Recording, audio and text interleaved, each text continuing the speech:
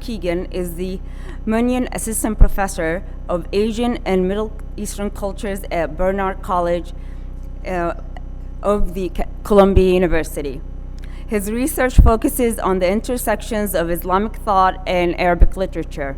He has published articles on Islamic legal riddles, Quranic exegesis, Arabic manuscripts, and Crusaders-era prose. He is currently working on a book about Maqamat Al-Hariri with Ilyas Saba. He is also working on translation of Arabic novella by Khalil Al-Khoury entitled "Oh No, I Am Not European." Without further ado, help me welcome Dr. Keegan. Thank you so much, Abir, and thank you to the Sultan Qaboos Cultural Center for having me and for organizing this. I really appreciate it. Getting it to fit in my schedule, it was no easy task. So thank you all for coming as well. Today I will be talking about the Maqamat of Al-Hariri. Now, I sometimes tell people that the Maqamat is the most famous genre that you've never heard of, although perhaps if you're in this room you have heard of it. The inventor of the genre, Badi' Zaman al-Hamadani, died in 1108 AD, but he never put his maqamas into a sort of bounded collection. They circulated in lots of different versions, and it was really with Al-Hariri, the person I'll be talking about today, that they sort of took their classical form. And for hundreds and hundreds of years, the Maqamat of Al-Hariri was studied across the Islamic world, from Spain to Indonesia, from West Africa to the Caspian Sea, and many, many people wrote adaptations of the Maqamat, often focused on the Maqamat of Al-Hariri, although there was a lot of formal experimentation over the years. I just put Nasif al-Yaziji, a major figure of the 19th century, also wrote a collection of maqamas. But between Al-Hariri and al-Yaziji, many, many people were writing in this genre. And I will introduce to you what this genre, or at least Al-Hariri's version of this genre, was in just a moment.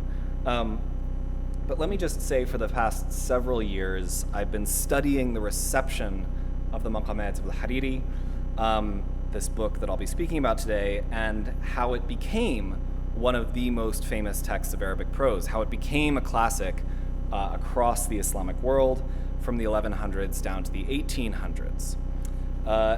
But I've also been interested in how the Maqamat of Al-Hariri fell rapidly out of favor in the 19th century.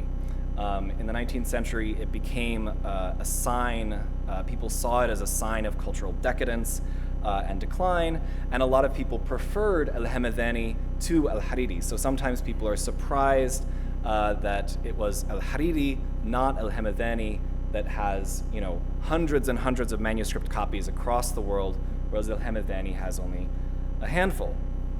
But today, to get you in the mindset of not the 19th century and the 20th century, but the earliest reception of the Maqamat of Al-Hariri, I want you to imagine yourself in Baghdad in the year 1111.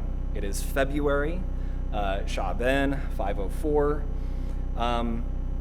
and we are here in Baghdad surrounded by some of the most important scholars of the age. We have in our presence the star professor of Arabic at the prestigious Nizamiya Madrasa. His name is Al-Jawadiqi. He's here. We have a famous hadith scholar named Ibn Nasir, also here. I'm imagining that this is the gathering. There would need to be a few more people, but this is the gathering. The son of a famous Hanbali scholar is also nearby, as is the son of a famous and prestigious family of judges, Abu Ya'la. In other words, we are sitting in this gathering that I'm imagining us all to be a part of in auspicious company. The people around us are a veritable who's who of Baghdad's Muslim scholarly elite. And the reason we're all here in February is to finish listening to this book, the Maqamat of Al-Hariri. And in fact, there is the author himself, seated in front of you. He's not there to read the book out loud, that job belongs to someone else, the person right next to him. So some of the audience might have a copy of the text in their hands, while others are simply listening. Some have been attending sessions of the readings of this book for over a month. So this is just the last session.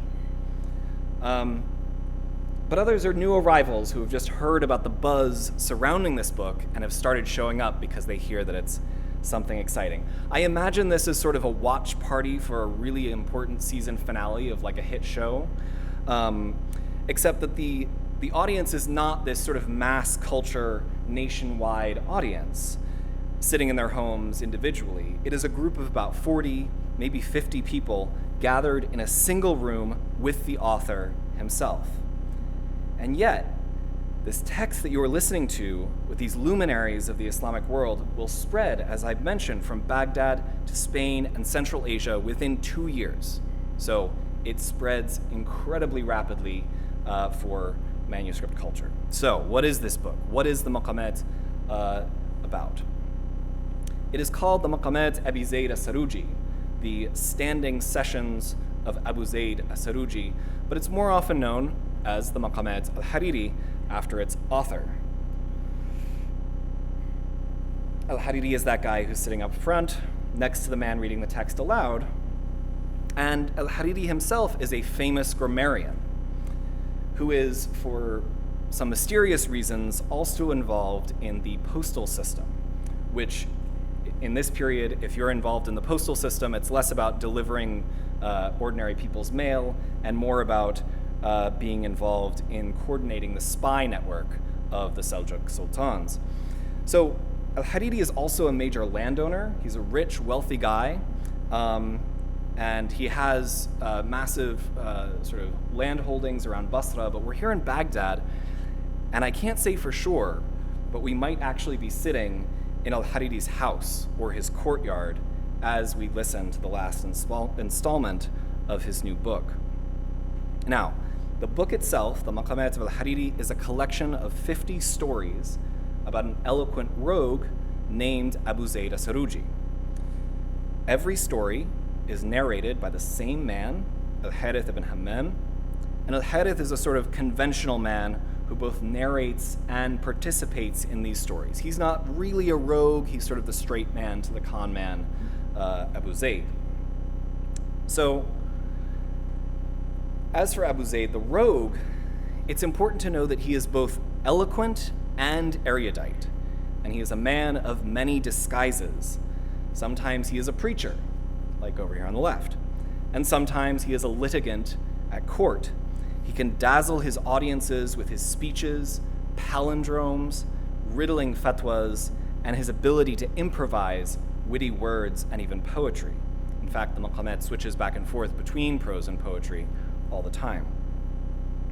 Linguistically speaking, Maqama is an instance of standing. It's related to the verb qama, which of course is the verb for to stand. And indeed, Abu Zayd often stands to deliver his eloquent performances.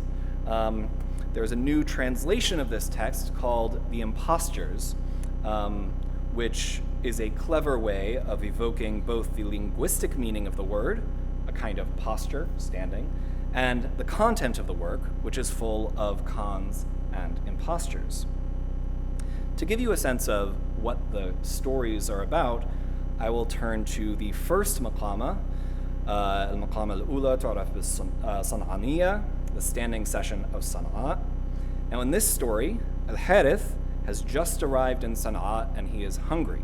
He is wandering the streets looking for food, a feeling that I can sympathize with as a student who once wandered the streets of Sana'a looking for a suitable place for a quick lunch or dinner.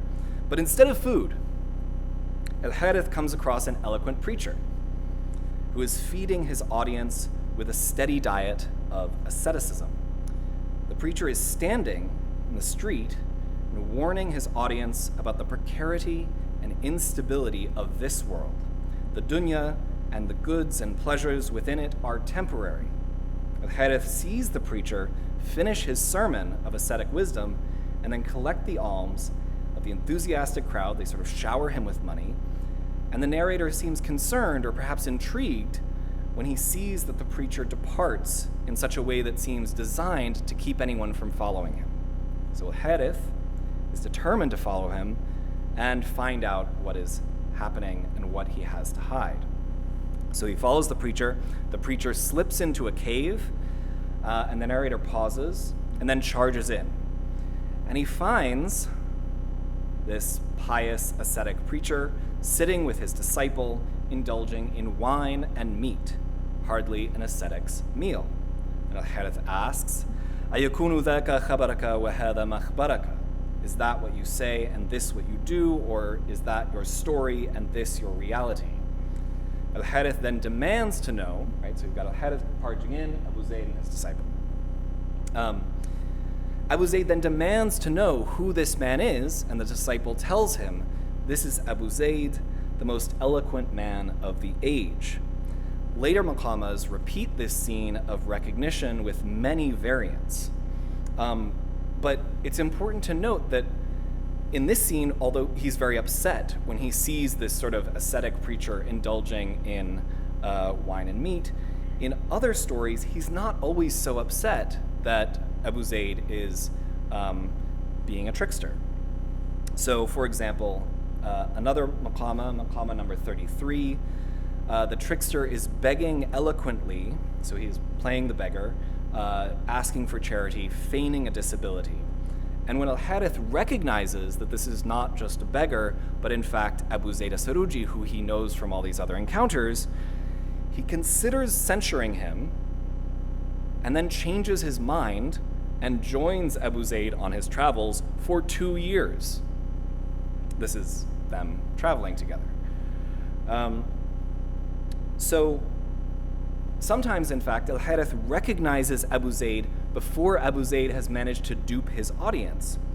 But he stays silent so that his friend can finish the con. In other words, he acts something like his accomplice. Now, this tension between these reactions, right, upset, accepting, fascination, and even being an accomplice, all of this sort of courses through the Maqamat. Now, I want to return to this scene that I was imagining you and us participating in February 1111, and you might have found it strange that I cited this very specific date in this imagined scene. Why was I doing that? This happened, of course, over 900 years ago. The reason is that we have a manuscript that was present at that very night. We have a manuscript that survives in the Egyptian National Library that was present on that final day of reading the Maqamat in February 1111 AD. We know the name of its copyist, Abu Muammar al-Ansari, and he had been keeping careful track of all the people who came and listened to the Maqamat over the past month. So he recorded the names, or at least most of the names, of those present while they were reading aloud the text. And many of those names are these recognizable scholars, these famous who's who of the Baghdad elite. There are some people that so this is this part of the text right here. This is a list of names describing when they were at the sessions. So it even clarifies if there was a partial attendance, right? This is a very sort of careful list.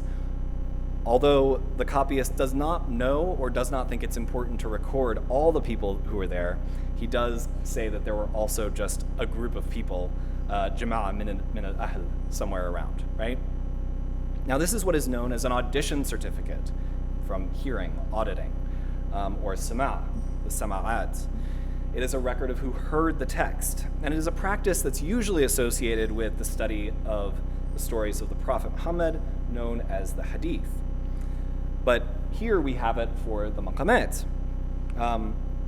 So we have this rich trove of historical data in this incredibly valuable manuscript, and what makes it more valuable is that it's not just this one certificate that we have. We have dozens of other certificates, 29 in total. and they tell the tale of the movement of this manuscript from Baghdad to Aleppo to Damascus. Sometimes we have even locations of where these sessions of reading the Maqamat out loud took place, such as mosques and madrasas. Now, the point of all these audition certificates, the sama'at, is that they provide documentary evidence for what are called chains of transmission, or isnads. When a scholar transmitted the hadith of the Prophet, for example, they would often be expected to provide a chain of transmitters that connected them to the Prophet. So-and-so told so-and-so told so-and-so told me that the Prophet said such and such. This process or practice of verifying authoritative knowledge was also used for other books. So when a student might study a book of law, for example, they might be studying a book with the author, or with someone who had studied with the author, or with someone who had studied with someone who had studied with the author. So they would have a chain of transmission back to this book and its author. Now remember this thing about isnads, chains of transmission. It will become important later on when I get to riddles. Now my point in all of this is that the reception of the Maqamat of Al-Hariri was embedded within the Islamic scholarly tradition. In the 20th and 21st centuries, those who studied the Maqamat of Al-Hariri, later generations, skipped over the wrong part, later generations of scholars in the 12th and 13th centuries sought to study the Maqamat either with the author, or if that was not possible, because they lived far away or because the author had died, they would seek out somebody who had studied with the author in order to gain this chain of transmission. Now these certificates in this Cairo manuscript provide the documentary evidence for those chains of transmission, and in fact, when we get to Aleppo in the 1220s, we have this scholar Abdul Latif al-Baghdadi, who is the person authorizing the transmission of the Maqamat to a new generation of students in Aleppo. But he doesn't have a certificate in this manuscript. So what does he do? He copies his own certificate for having heard the Maqamat from an authoritative teacher into the manuscript. This is a notarized, witnessed copy of his own certificate. He actually carried around a book with all of his audition certificates on all of his travels so that he could do precisely this sort of thing. Now what this does is these certificates, which describe sessions of transmitting the Maqamat in Aleppo in the 1220s, that notarized copy legitimizes these sessions because now we have the full chain of transmission. We have all the way from the author to a guy named Ibn Naqur, who was in the first audience, to Abdul Latif through that certificate, and then the young Aleppans in these certificates. So the entire isnad is now documented within a single book. So this is kind of cool. What I would suggest is that these certificates, these attendance or audition certificates, and make this particular manuscript into a kind of archive of reading practices and textual transmission. Getting back to the point I was trying to make earlier, this is important to me because some scholars in the last century or so have seen the Maqamat as subversive to the Islamic tradition. The fact that the trickster is Abu Zayd as-Saruji is made so seductive and attractive, the fact that his cons are tolerated or even celebrated, has led many scholars to assume that there's kind of this critique of Islamic scholarly knowledge and prescriptive forms of Islamic piety. The problem with this argument, in my view, is that the Maqamat of Al-Hariri was this sort of central feature of Islamic education. Any scholar of Arabic and the Islamic sciences worth their salt from Spain to the Caspian Sea for hundreds of years would have studied the Maqamat of Al-Hariri. And when I say studied, I mean studied. These are manuscripts of the Maqamat, and most of the manuscripts don't have those illustrations which I've been showing you, which are very nice. Most of them look like this, right? People are scribbling notes in the margins. Some of them look like this. This is somebody who is copying material from other books into the margins of his manuscript, and when he runs out of space, he just adds paper so that he can add more stuff, right? So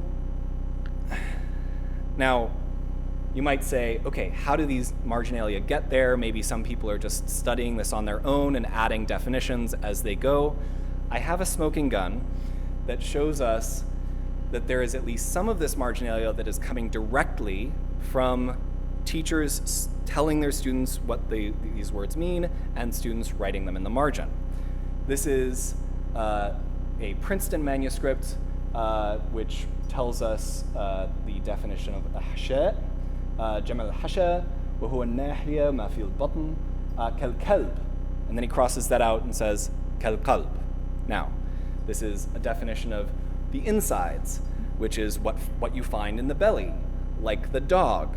And then he realizes that doesn't make any sense, so he crosses it out and replaces it with like the heart. Now, there are two K sounds in Arabic, as many of you know. One is the kaf, one is the qaf, and this person clearly just misheard a qaf as a kaf, wrote the note, and then realized immediately that it made no sense, right? And crossed it out. You can see the thought, like the thought going in there, right?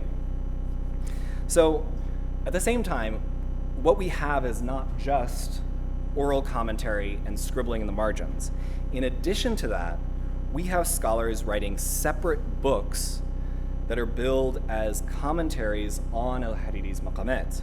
Some of these are basically word lists that are similar to, a book that just collects all of these definitions. But some of them are quite a bit more than that. They are what I would call digressive. The first two digressive commentaries that appear on the Maqamat are written by a man named Al-Panjdihi. It's written both Al-Panjdihi and Al-Fanjdihi, but he's from Panjde, the 5 villages in the east. And he was involved with the Ayyubid state, and he wrote a digressive commentary on the Maqamat. And what I mean by digressive here is, for example, Al-Panjdihi comes across the word beard, lihya. This is not a difficult or interesting word philologically, but what he does is he gives you a bunch of reports and stories about beards. And most of the time, in fact, what he does is he quotes hadith of the Prophet and Quran. So this is one page of his commentary, and you can see قال رسول الله صلى الله عليه وسلم on the left, and you can see قوله تعالى over here. So introducing a hadith and a verse of the Quran. Asharishi, actually, going back to this one, the one in Al-Andalus actually just steals a lot of Panjdihi's material. He cuts a lot of it out. He sort of cannibalizes the commentary in a way, although he also does a whole bunch of other really interesting stuff. So those are two digressive commentaries. There's another commentary written by Al-Mutarrazi, a major grammarian near the Caspian Sea. Obviously, the nation-state borders, just ignore those. So Al-Mutarrazi is less digressive. He doesn't go on these huge tangents so much. But what he does do is he writes this really important introduction to the Maqamat, to his commentary on the Maqamat. And his introduction summarizes the Poetics of Abdul Qahir al-Jurjani. Abdul Qahir al-Jurjani developed in these two works, Asrar al-Balagha and Dalail al-I'jaz, he developed a theory, a sort of robust theory of what made some poetry better than other poetry. It's a poetics, it's an aesthetics, but he also applies this theory to the Quran in order to prove the Quran's aesthetic miracle, the I'jaz. Its miraculous nature, its divine authorship is proven by its aesthetic inimitability. Humans cannot create what is like it. So what is remarkable about Al-Mutarrazi's commentary So you get this introduction through Al-Jurjani, but then he also tells his readers that Al-Jurjani's Poetics is going to help us read the Maqamat. And not just read the Maqamat, but understand why it is so good. And the way he tells us that it is so good is a little shocking. So, this is in his introduction. فإني لم أرى في كتب العربية والأدب ولا في تصانيف العجم والعرب كتابا أحسن تأليفا وأعجب تصنيفا, goes on for a little bit, من المقامات التي أنشأها الإمام جمال العصر وكمال الدهر أبو محمد القاسم بن علي الحريري البصري. إنشاء فاخر وكتاب باهر وتصنيف عجيب ومعجز وتأليف عزيز ومعوز. نعم كتاب بديع وله قدر رفيع قد تمت حسناته ودلت على الإعجاز آياته. So, for those who want the English, neither among the books of Arabic and Adab nor among the volumes of the Persians or the Arabs have I seen a book better written and more marvelously composed than the Maqamat, written by the master, the elegance of the age and the perfection of his era, Abu Muhammad al-Qasim ibn Ali al-Hariri, etc., etc. It is a glorious piece of writing, a dazzling book, a wonderful, inimitable volume, a precious and rare composition. Indeed, it is an extraordinary book of high value. Its merits are without deficiency, and its miracles or signs, verses, ayat, indicate its inimitability. So ayat is like ayat al-Quran, the verses of the Quran. After the passage, so then he goes into his introduction to Jurjani, which of course proves Quranic inimitability. And he tells us in his introduction, the whole purpose of this introduction is to throw the reins to the reader, to give you the ability to work your way through this book and understand what makes it so great. Now, he also seems to suggest that reading the Maqamat is a good way of training yourself for reading the Quran. It is a way of attuning one's interpretive skills, or at the very least, and Al-Panjdi is definitely in this camp, he's saying the Maqamat is a way of meditating on the Quran and the prophetic legacy, the Sunnah. In other words, learning to read the Maqamat helps you to read the Quran. So, just to sort of reiterate the point, there seems to be something paradoxical here, right? We have a text that seems to parody Islamic discourses or portray people using Islamic discourses to deceive their audiences, preaching, fatwas, etc. But it's transmitted within the framework of the Islamic scholarly tradition and interpreted by a commentary tradition that considers it to be exemplary of Quranic hermeneutics or interpretation. So I think what we sometimes do when we read these texts and we imagine them in their medieval past, we say, you must either be condemning the trickster, right, and saying, you shouldn't do this thing. This is a negative example of what you should not do, or this is some kind of subversive text that's trying to say, this is a way of picking apart the certainties of the faith. But I think this misses a really important aspect of the Quran, of the Maqamat, as it was understood in that time. It's not about whether we side with the trickster or don't. I think what we need to see here is the interpretive methods that are underpinning the reading of the Maqamat. And that's where we get to riddling. I told you this was a riddling classic of Arabic prose, and I mean that in several different ways, but the most obvious of which is Abu Zayd uses riddles. He performs erudite riddles in his performances. And these riddles set up a particular relationship between Abu Zayd and his audiences, the fictional audiences at least. To give you an example, in the 24th Maqama, Al-Harith is going on the narrator, Al-Harith, goes on this delightful picnic with 11 of his smartest and most sort of elegant friends. The 12 of them are sharing intellectual conversation and passing around cups of ruddy wine when a strange man comes in and intrudes on their gathering. Now, of course, this is the 24th Maqama, so all the readers already know that this is Abu Zayd. For some reason, Al-Harith does not. And this kind of training, the fact that you as the reader start recognizing, oh, that's Abu Zayd, that's like part of the game, right? So the stranger joins the gathering and proves himself to be a like-minded, intellectual, erudite person. And the group is sitting there and they're listening to a musician who has put a poem to music. This is a very common thing that you put sort of established poems to music. But then one line of poetry in the song appears to have an error in it, a mistake, a grammatical mistake. And the party, this once convivial party, falls into disarray and discord over this grammatical question. They start arguing with each other about whether it should have been in the nominative case or the accusative case. I mean, it's this very like nerdy argument, right? But they're getting really mad at each other, and they're saying that the other people just don't get it, right? So the argument dies down, and Abu Zayd says the singer was correct, right?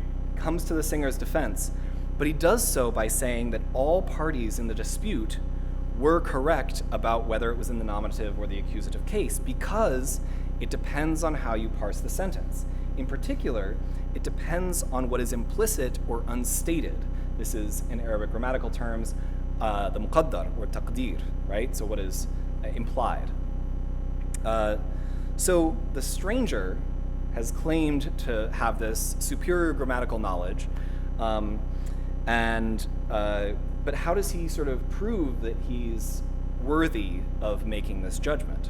Well, what he does is he poses a series of grammatical riddles to the assembled crowd. There are 12 partiers, so he presents 12 riddles, one for each member. So for example, and I won't get into really complicated riddles, this is where is it that men wear the veils of women while women wear the turbans of men? And what he means by this is where are masculine nouns treated as feminine while feminine nouns are treated as masculine? And as every Arabic student knows, this is the numbers 3 through 10. The other riddles are considerably more obscure and take a lot more explanation, which is why I'm not talking about them now. Now these riddles dazzle and bewilder his audience. Presumably not that one. That one's sort of beginner level. Their discord over this poem turns to docility. Al-Harith describes the audience's response to these riddles in this way. قال المخبر بهذه الحكاية فورد علينا من أحاجيه التي هالت لما انهالت ما حارت له الأفكار والحالت فلما أعجزنا العوم في بحره واستسلمت تمائمنا لسحره عدلنا من استثقال الرؤيا له إلى استنزال الرواية عنه من بغي التبرم به إلى ابتغاء تعلم منه. So, this is a sort of blank first translation. The narrator of this story said, "His terrifying riddles came upon us as though in torrents, while our minds became confused and barren. When we became incapable of swimming in his sea, in Abu Zayd's sea of knowledge, we gave up our amulets in return for his magic.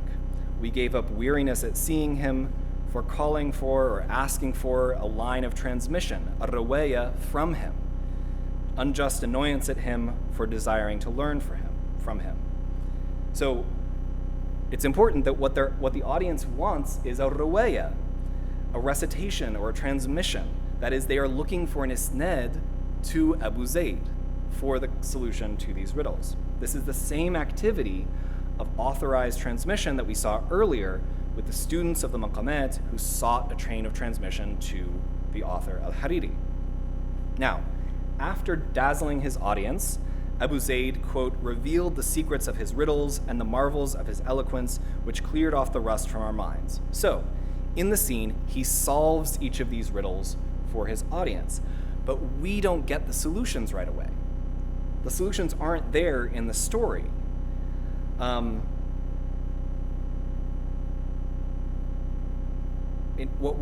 We don't get them until the end of the Maqama. So at the end of Maqama 24, the author himself has provided what I call an auto-commentary. He solves each of the riddles, and he also explains why the line of poetry that might have been a mistake can be read in multiple ways, right? So he explains all of this stuff. So we're told that Abu Zayd solves the riddles, but we don't actually encounter them as readers until the end of the Maqama. And I think what's happening here is we're kind of getting this dramatization of the pleasure of discovery and the ability of this trickster to transform apparent errors, right, this apparently erroneously cased poem, into proof of the trickster's erudition, the fact that he is a truly erudite and learned man. What this also does, right, it creates a relationship between the author and his audience, both Abu Zayd, the author, and Al-Hariri, the author, right? So there's a parallel between Abu Zayd, who's offering riddles with commentary, and the author, who is providing riddles with commentary. And in fact, the Maqamat is full of difficult language, right? Not just the riddles, but all over the place. It's a highly elusive text. It alludes to a lot of material that's not there in the text, which is why, and it uses lots of difficult language, which is why you have manuscripts like this with that intensive sort of study of the text. Now, I have spent some years looking at manuscripts of the Maqamat, and I can tell you that there is in the earliest manuscripts, there is a stable set of 9 authorial commentaries on the Maqamat. If you look at the most recent edition of the Maqamat, which was done by the Library of Arabic Literature, all of those commentaries are there. If you look at the earliest manuscript, all of those commentaries are there. However, some recent editions, actually in the last 80 years or so, sometimes cut them out. So you don't actually get all the things that Al-Hariri is doing. A lot of the times because it was sort of taken over by external commentaries. But the other thing about these auto-commentaries, the author's own commentaries, is that they're not always at the end of the Maqama. Sometimes they take place within the Maqama, at least textually. So we have an example here in Maqama number 32. This is where Abu Zayd is playing a mufti, that is someone who issues legal advice or fatwas. He is surrounded by people who are seeking Islamic legal advice, and he issues a series of fatwas in response to a series of questions. The problem is that every single one is incorrect. Every single fatwa is incorrect if you only look at the surface meaning. So it turns out that every single one of these fatwas contains a double entendre, sometimes more than one double entendre, or in Arabic terms, tawriya. The obvious meaning of the words is not what's intended. Instead, there is a secondary meaning. So this is Maqama number 32, and it starts with the question, قال فإن ضحكت المرأة في صومها قال بطل صوم يومها. And then it explains, this is the commentary. ضحكتها هنا أي حاضت ومنه قوله تعالى, and then a verse from the Quran, which refers to Sarah's laughter. But this word, dahikat, which can mean laughter, it is explained, has a secondary meaning. So a man said, and what if a woman laughs while she is fasting? Abu Zayd, although we don't know this is Abu Zayd, replies, her day's fasting is invalidated. Commentary. She laughed here means she menstruated. For example, the Most High said, Sarah laughed or menstruated, and thus we gave her the good news of Isaac. Now, according to the most obvious meaning of the man's question, the fatwa is incorrect. And indeed, in terms of if you look at the exegesis in this on this verse from the Quran, you might have to dig a little ways to get to this meaning of dahikat, but it is there. It is there. That laughter, in fact, in this place means menstruation, which gives the good tidings of the fact that Sara will have a child and then another child. And I think crucially, this also evokes a kind of exegetical debate that you can find if you go through the exegetical tradition. And each fatwa is like this. It's question, answer, commentary. Now, the reader, we get the commentary right away. We get question, answer, commentary, but the fictional audience does not.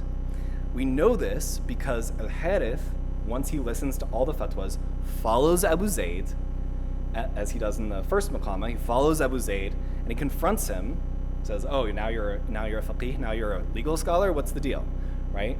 Abu Zayd says, "Let's go to Medina together." Just sort of blows him off and says, "But let's go traveling together." And Al-Harith refuses unless he gives him the commentary. So we know the commentary wasn't there in the live sequence of fatwas because Al-Harith is demanding it in order to go to Medina.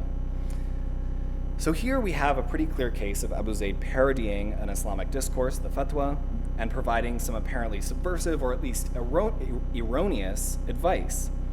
But again, I think that we can see these fatwas as a challenge to engage in interpretation rather than a challenge to piety per se. When we think about these fatwas in light of the sort of commentarial and interpretive economy that we saw with the grammatical riddles, we can see that the audience finds this kind of joyful, playful space between error and erudition to be pleasurable and desirable. At the same time, the challenge of interpreting these riddling fatwas produces a kind of hierarchy of readers. There's a Harith who actually goes and seeks out the commentary, and then there are those in the fictional audience who just leave it at the surface level. But those people who leave it at the surface level are stuck with the bad advice. They're stuck with the stuff that is clearly erroneous. So again, Al-Harith follows Abu Zayd not so much to censure him, but in order to dig deeper and seek out the commentary. And his ability to, and Al-Harith maybe couldn't find the secondary meanings himself, but just the fact that he wanted to seek it out and recognize that the surface meaning was incorrect marks him out as a kind of good reader, right? So the fictional audience who sticks with the surface meaning are not able to recognize that words are a lot like rogues and tricksters. Rogues like Abu Zayd are at least doubly signifying. They are not what they appear to be. Similarly, Abu Zayd's fatwas are not what they appear to be. Now the point here is that in the Maqamat of Al-Hariri, the deceptiveness of language is not something to be sort of condemned or mourned. Rather, it's something that puts the onus on us as readers to recognize that language does not yield its meaning to just anyone. You have to be that kind of reader who sees through the trickster's discourse and marks themselves out as excellent readers. So, and I think, again, there has been some scholarship on the Maqamat that suggests that the Maqama is all about this sort of breakdown between words and meaning, between sign and signified. So, this would be the obvious example. When Al-Harith cries, "Is that what you say and this what you do?" Perhaps he is crying out for some pristine past where words had clear and unambiguous meaning. But again, I think this sort of makes some erroneous assumptions about how medieval Muslim readers would have thought about language and meaning. I don't think the scholars saw the multi-layeredness of language as a threat to faith. My sense is that medieval Muslim scholars were particularly aware of the fact that language is elusive, challenging, and can mislead the untrained. One of the things that attracted me to the study of classical and medieval Arabic literature was the incredible sophistication of theories of language and meaning, like Giorgiani. In fact, this insight about reading, that some readers will see beyond the surface meaning and others will not, is something we do find in the Quran itself. I'm not going to read the text because I'm not trained in Quranic recitation, but the translation for Quran chapter 2, verse 26, God does not disdain to make a parable out of a gnat or something smaller. As for those who believe, they understand that it is the truth from their Lord. As for those who disbelieve, they will say, what did God mean by this parable? He leads many astray by it, and he guides many rightly by it. Only the profligate are led astray. In other words, the Quran draws attention to the fact that some readers will fail to understand elusive or ambiguous passages. In the medieval Islamic tradition emphasized that the Quran's meaning was multi-layered. How are we doing on time? Okay. I think a clearer example of this even would be the story of Khidr, the mysterious figure in the Quran who, Moses follows him and witnesses various acts that seem incorrect on their face and keeps on questioning what these acts mean. And Al-Khidr does give him an explanation for it, although he only traveled with Moses on the condition that Moses would stay silent. Now,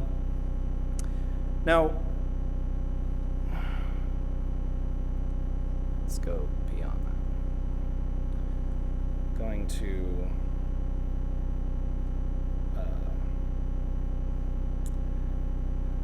my point here, and I'm going to skip this text for now, but my point here is that riddling in the Maqamat is not simply some game or conceit. Rather, it is a way of understanding language and the world. Things are not as they seem, and the world does not yield up its secrets to those who simply look at the surface. Instead, those who understand only the most obvious meaning of things will be frustrated, angry, and misled unless they can read properly, unless they can seek out the hidden meanings of Abu Zayd's fatwas, riddles, etc. And the path to doing so is through learning, through gaining an authorized chain of transmission that provides the commentary that unlocks the secrets behind apparent meaning. And perhaps, just perhaps, if we learn over and over again to seek out what is behind or beyond the surface level, we will learn to appreciate the complexity of language. It is both a means of deception and, when understood properly, a way of reaching truth. So, thank you so much. Thank you so much, Dr. Keegan. That was fascinating. I have to say that you are such a great storyteller. And yes, that was a joy listening to you. Thank you so much. And I would have loved to stay and chat with people who are interested. Unfortunately, I have to catch a flight in like 3.5 hours, so I need to get in a cab. And I want to thank you for fitting us in your very tight schedule. Yeah, really, he made it early. happen. Yes, I really enjoyed it. Thank you so much. But feel free to get in touch by email if you have questions. I'm available by email.